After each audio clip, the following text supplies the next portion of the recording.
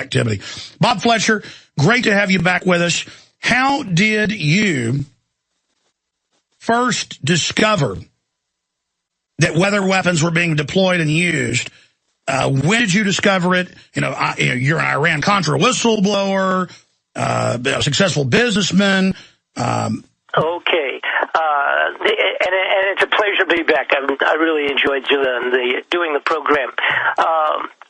Well, basically, I had, because of ending up being a federal witness in the Iran-Contra thing and being a federal witness relative to the Christic Institute's lawsuit back in the 80s, which was basically a legal action of racketeering filed against all of those people that were involved with the Iran-Contra stuff.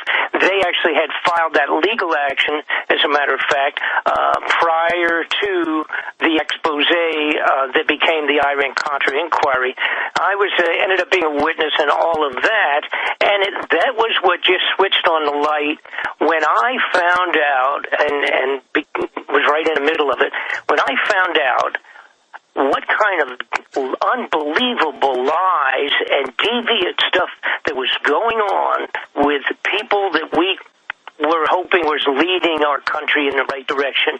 The Senate, the Congress, CIA, the FBI, these guys were supposed to be the protectors of America as opposed to being the drug smugglers and the assassins of America, because that's what I found out to be a reality.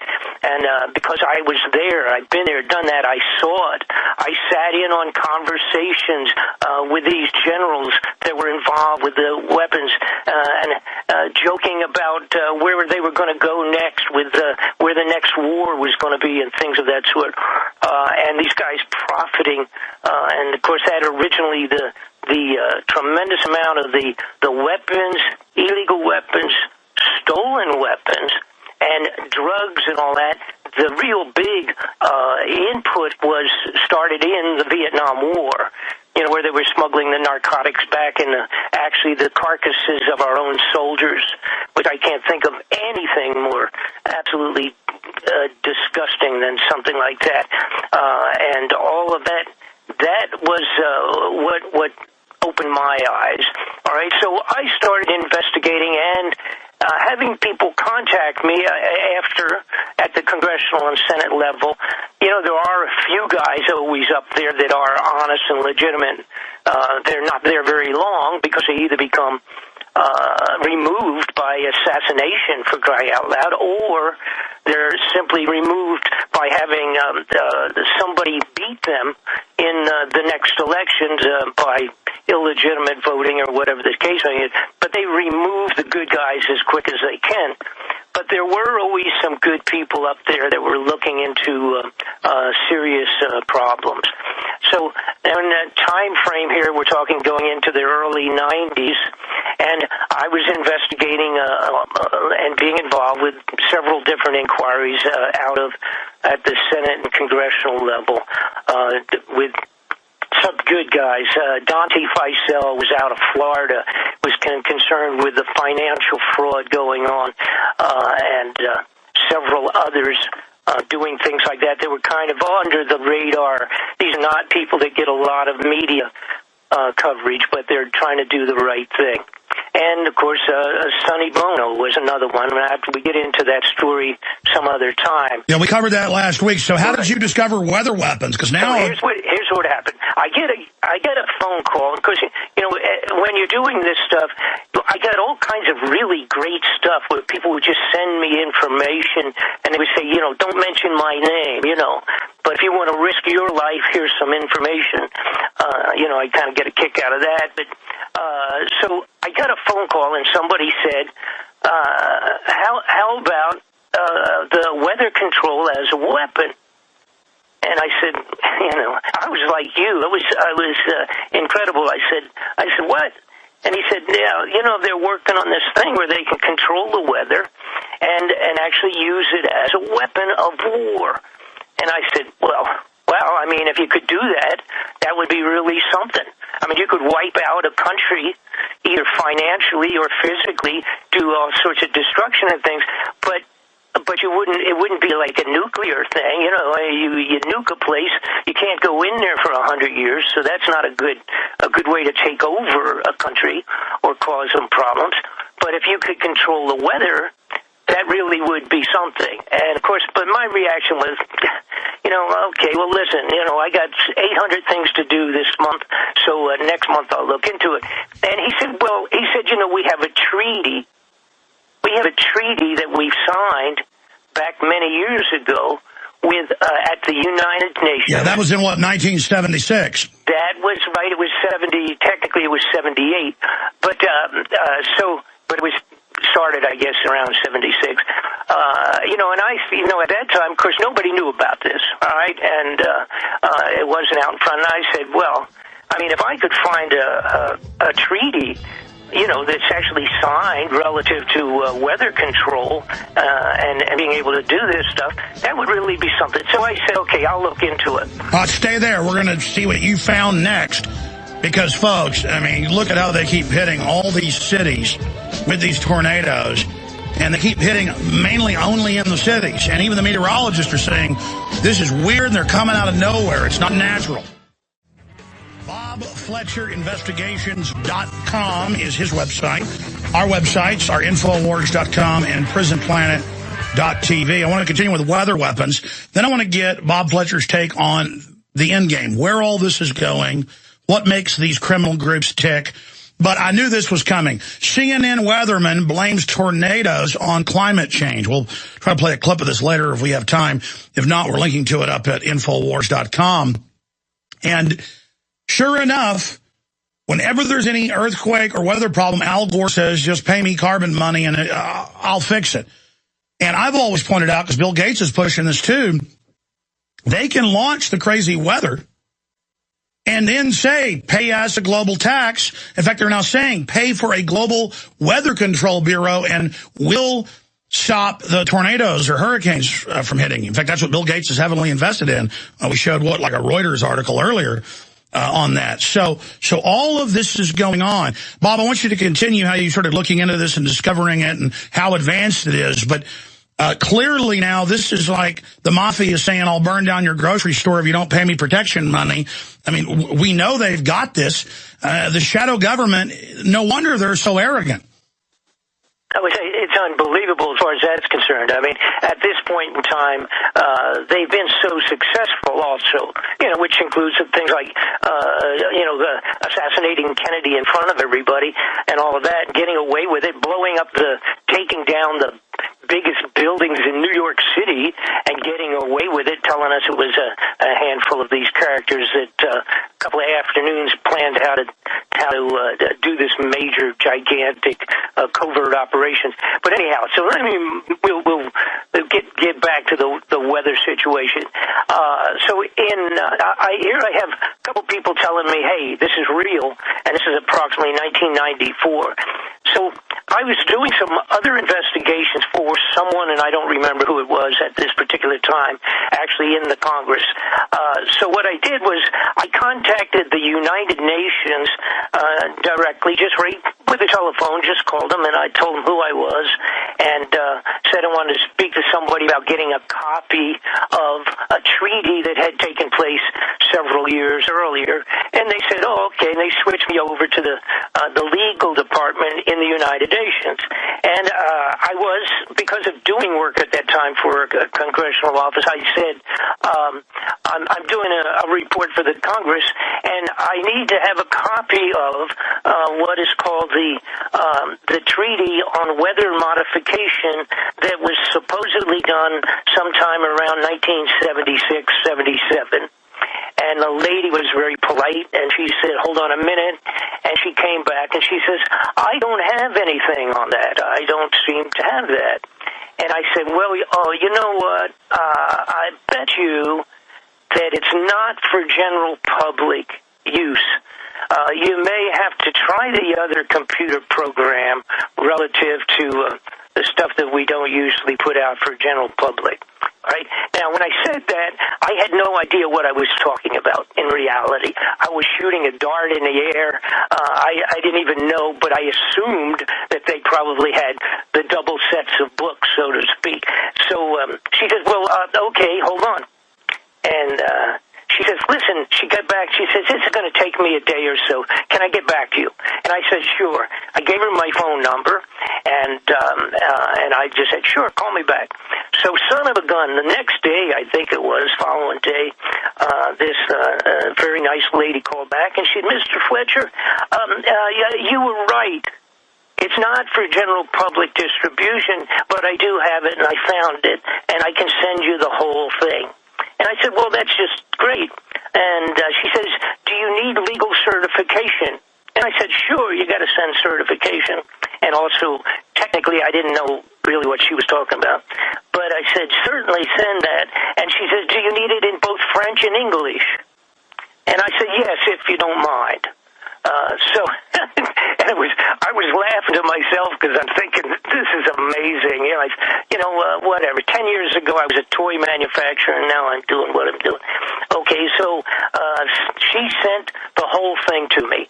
And in a big, nice package, didn't take but a couple of days, and son of a gun, here it was right in my hands, and it's a United Nations treaty to prevent the use, an agreement between the major nations of the world to guarantee that they will not use the weather modification as a weapon of war against each other.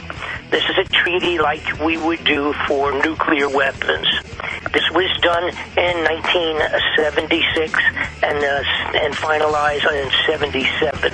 Absolutely. Stay there. We're going to be right back. We've got the treaty up on screen for PrisonPlanet.tv viewers. We're on the march. The Empire's on the run. Alex, picture look with Bob Fletcher, because he's a smart guy, on studying the New World Order for decades now. I mean, we know it's about eugenics. It's about domination and power. But really, from my research, it's a bunch of wicked control freaks trying to outdo each other. And so it's a synthesis of pure evil, because only the most evil will end up in power, because they're always stabbing each other in the back. And that's why it's so wild and so ruthless and so crazy. Like, why are they letting DU be used? Why are they letting reactors melt down everywhere or leak? Why are they GMOing to reduce the population? I want to get back into weather weapons and what you discovered, but let's get into that question now. Is there a method to the madness? I mean, I know they're good at controlling us, but more and more I realize the elite themselves are psychos who are out of control and who are probably going to end up destroying us, Bob. There's no question about it. And part of some of my earlier discoveries was the old Iron Mountain report, which I'm sure you've done. Yes. Reports on, and for the people that don't understand what that was, it was a report actually put together in the early 60s under John F. Kennedy originally, and then passed on to Johnson, of course, after he took his step up to the presidency. But the Iron Mountain report, which there was always a big argument whether that was real or not real and all that, but there was specifically, they laid out the steps that were necessary to be taken in the United States of America at the government level as we moved into a one-world government where we no longer were targeting Russia and Red China and et cetera, and vice versa. When we reached that point in La La Land, when the whole world was one big government, what was going to be the financial steps taken, the psychological steps, the emotional steps, what has to be done to control America? And this was the important point, was as they moved out of a constitutional government into world government, because the idea was, obviously, you can't have a constitution that gives the people the rights to do what we have been doing for 200 years in the United States of America when we move into a non-aggressive mode. We have no enemies. So in the report, it says we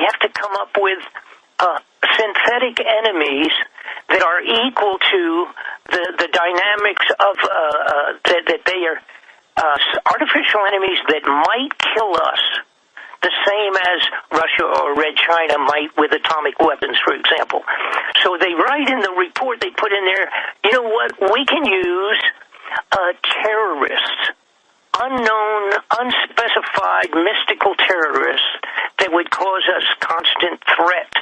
Because they said to themselves that if we're taking all this money out of the pockets of the taxpayers right now on the basis of weapons that we have to protect ourselves from Russia and the Red Chinese, and if we no longer have them as enemies, we still want to be able to take the same amount of money out of their pockets, so we have to convert into a new enemy.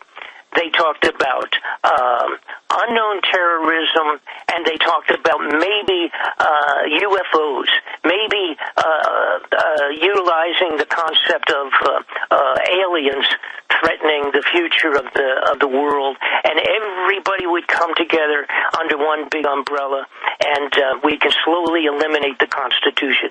That's literally written out in the Iron Mountain Report. And by the way, that came out in the 1960s. That got leaked, and it's all come true. The Rand Corporation, I've interviewed Alex Abaya, who wrote a best-selling book about World War II, and so the Rand Corporation liked it and thought that they analyzed him and brought him in. He's one of the only people to ever be given access to their annals. And he's come on the show, and he said it was all true.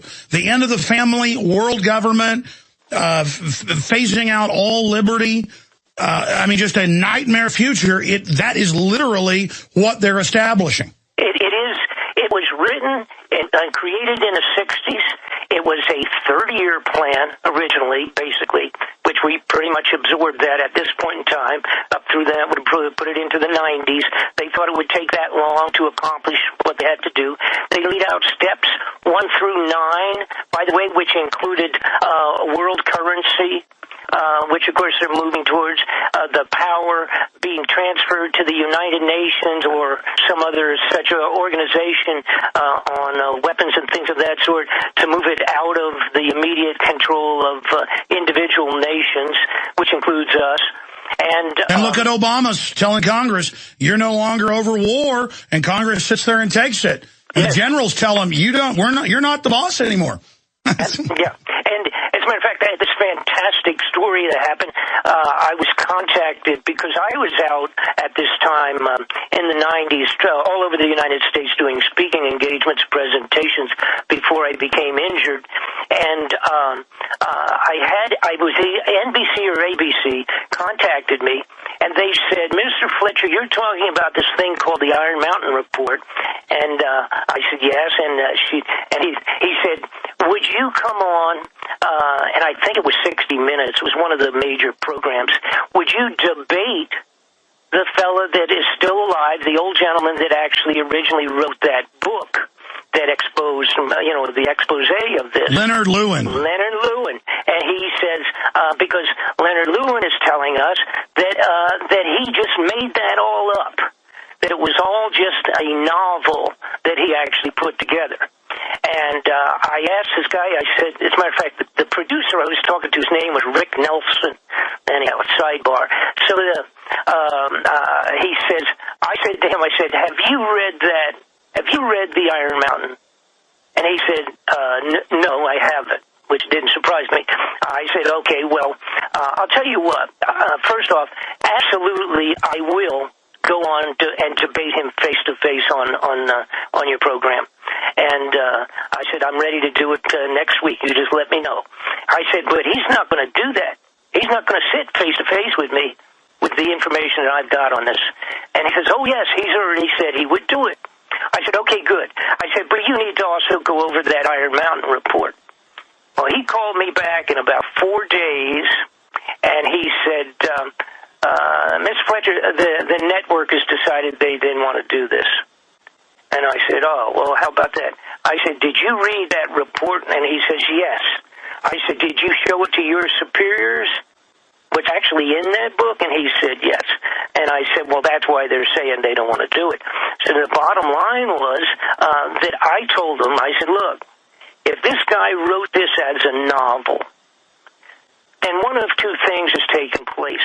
The United States covert government looked at it and decided it was so great that they would model the entire future of the United States and the destruction of our constitutional government on the basis of this guy's novel. That's one thing. Otherwise, this guy is the greatest psychic that ever lived, because every single thing that he put into this report is taken place, has either taken place already, or they only have 4 more steps, and they're going to be destroying the constitutional government on the basis of this guy's novel. But anyhow, the upshot was, all of a sudden, they changed from being terribly excited on having me do this show to calling back and saying, NBC or whoever it was, I don't recall right today, whoever it was, they weren't going to do it anymore. So that's the end of that. But to get back also to the I don't even know where they are now. You know, we have some natural things taking place in the weather. There are weather changes going on that might be put into strictly the category of natural weather changes. Well, Mars has its ice caps melting. The entire solar system has been going through changes, and paying Al Gore money won't stop the ice caps melting on Mars. Correct. So, but they do exist. But what they've ended up being able to do, so that people have a handle on this, just in general with weather control, they moved from what used to be the archaic manner by which trying to change the weather with seeding with a variety of chemicals and things of that, to what is now electronic means to alter and control the weather. And basically by using frequencies, plasma beams, and superheating the ionosphere in a specific targeted place, they can actually superheat the water, let's say the ocean, over a given square miles, or they can superheat at the same time the ionosphere, causing that weather change that normally might happen by nature with the hot and the cold weather hitting each other. Exactly. They go, that's what Livingston said, that, you know, the father of weather weapons. He said they go and find already the tipping point area, and that's where they can get full control. They can create hurricanes. Stanford Research Institute had certified it by 1967. They can kill them, weaken them, make them stronger, and steer them. Yes, and that's the big point. That's exactly what he's saying is exactly what I was about to say, and that's it. Now, there's 3 parts to this thing now, too, in terms of who is doing it. We are doing it. We are doing it profusely with under the HARP program is only one part of it. The acres and acres of the antennas, towers, and all that up in Alaska. There's another location similar to that around the equator area, but we have moved into using aircraft and satellites. All right, so you can do like a triangulation assassination would do with 2 or 3 people shooting at one person.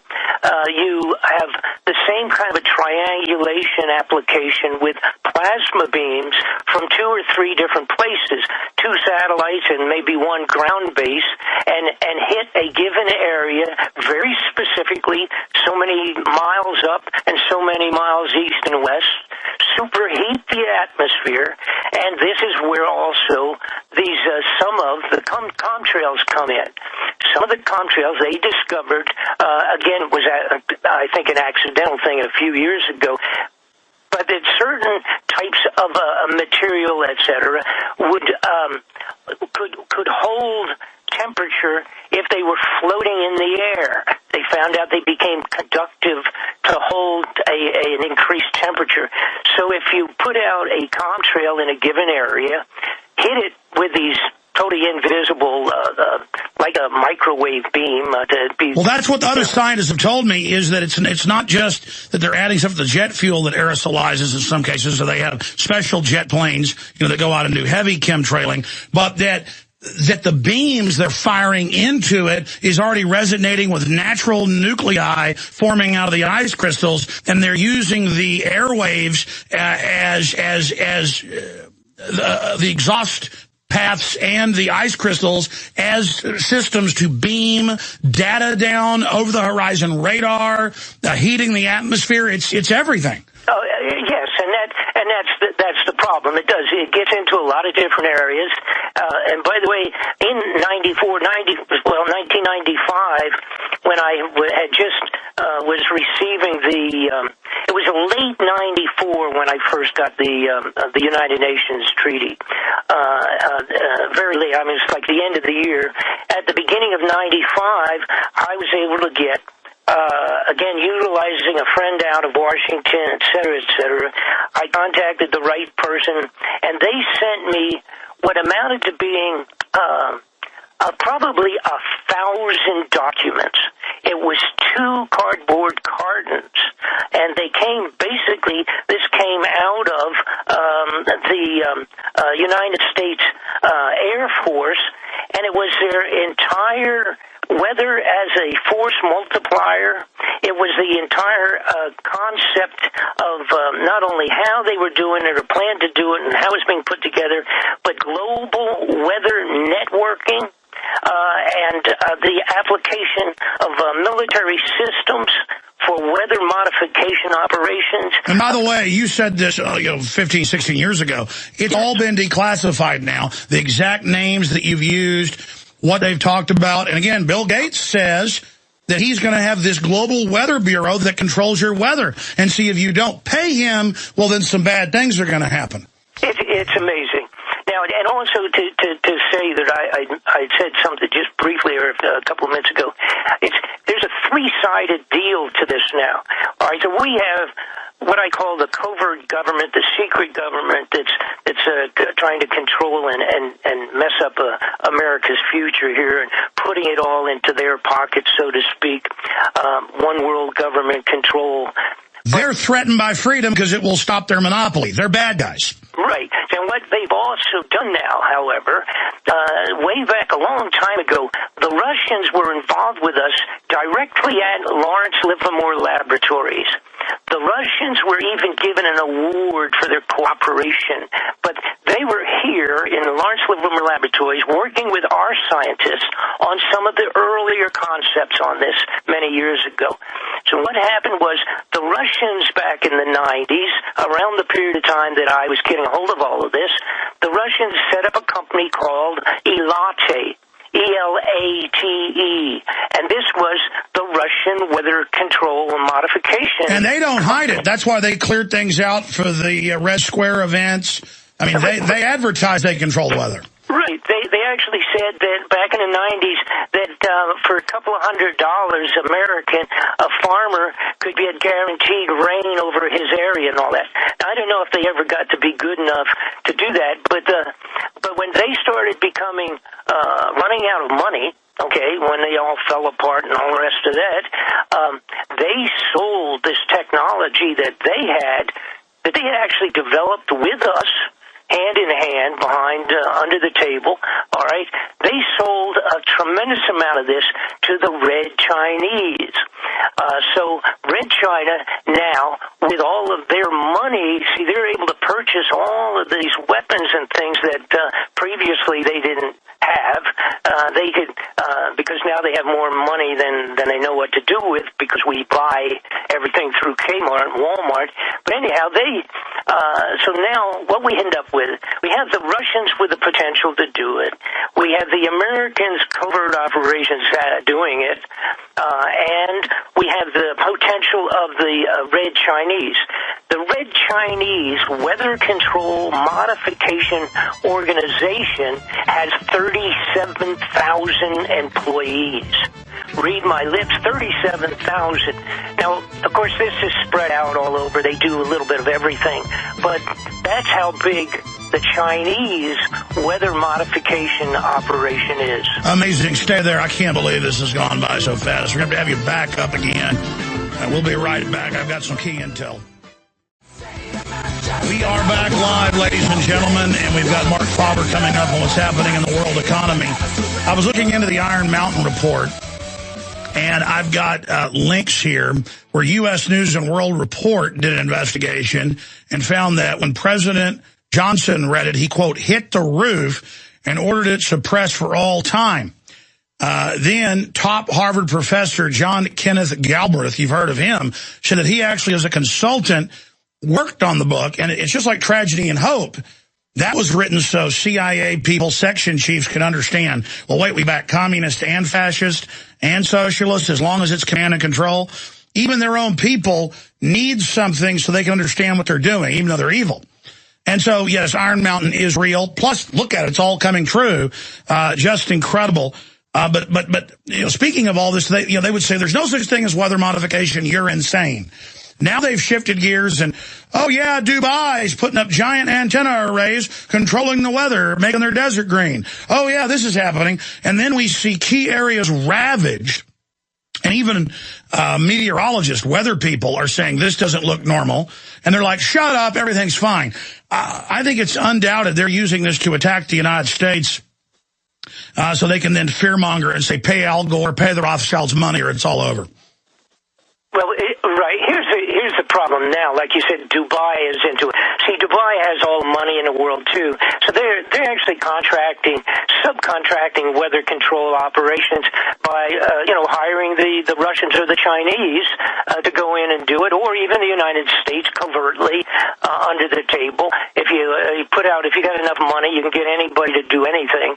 But as we stand right now, and by the way, one of the lead letters, cover letters, so to speak, with the United Nations treaty stated that now that we have the ability to control and manipulate the weather, create tornadoes, hurricanes, and earthquakes.